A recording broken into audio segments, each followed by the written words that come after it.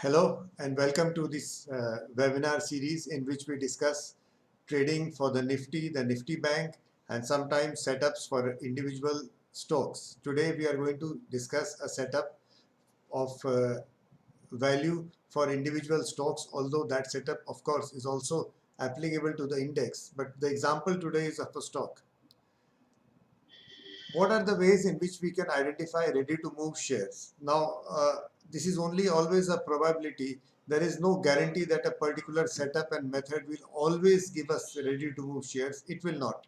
But the trading game is always about identifying probabilities. What are the chances of our getting something going with this setup? And the chances are decent and good enough. Today, I'm going to give you an example of Divi's Lab. This is Divi's Lab on 29th July yesterday. I want to make a few points here, and that will also tell you how I use indicators.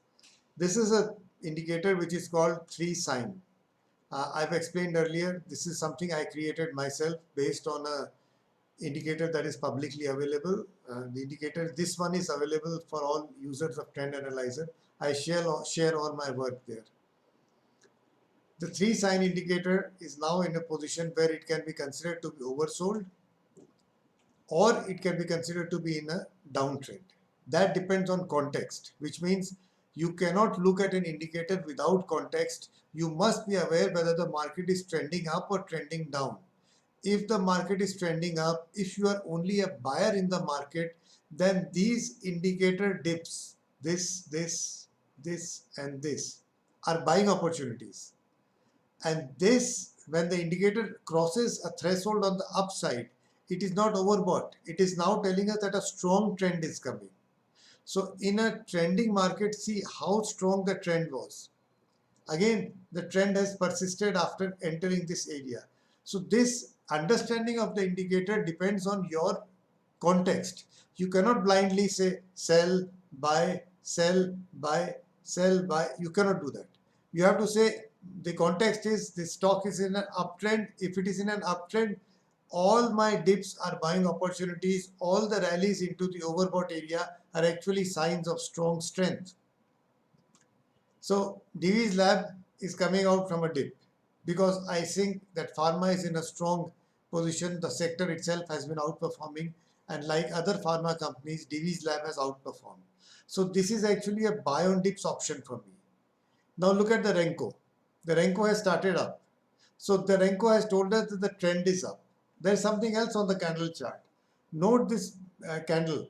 The body is much larger than the shadows. Note this one. The body is almost full. And now the candle are made on July 29. Again, the body is almost full. When you see full bodies, it tells us there is a strong trend that's going on. Now, what else is there interesting? The stock has actually gone into an area where it is considered to be strong because the trend is up. This is not the overbought area, it is a strong area, strength area.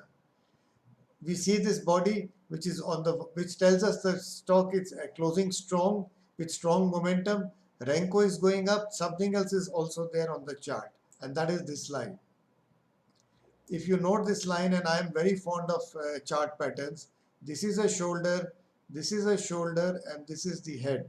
So Divi's Lab is on the verge of confirming a head and bullish head and shoulder pattern. Note it has already closed above it. If we see follow through today, it would be a continuation of this bullish pattern. This is the setup in which we are entering today morning, and given this setup, I am a buyer in Divi's Lab. This was also a stock I had given in the CNBC early morning session.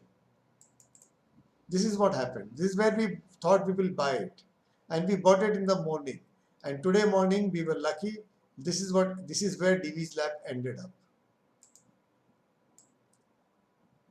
This is the price at which we entered today, and we were lucky. Remember, if you trade good quality patterns and setups, there are times when you will be lucky. There are times when it will not work, and that is acceptable. But this also will come to you. So this is the point I was making about an indicator, how you use context to identify which part of the indicator you will use. how you use a resistance level, how you use candles which have a full body, and eventually you also get lucky as we did today. So I hope this is something useful for you. Enjoy yourself. Have a good trading day tomorrow.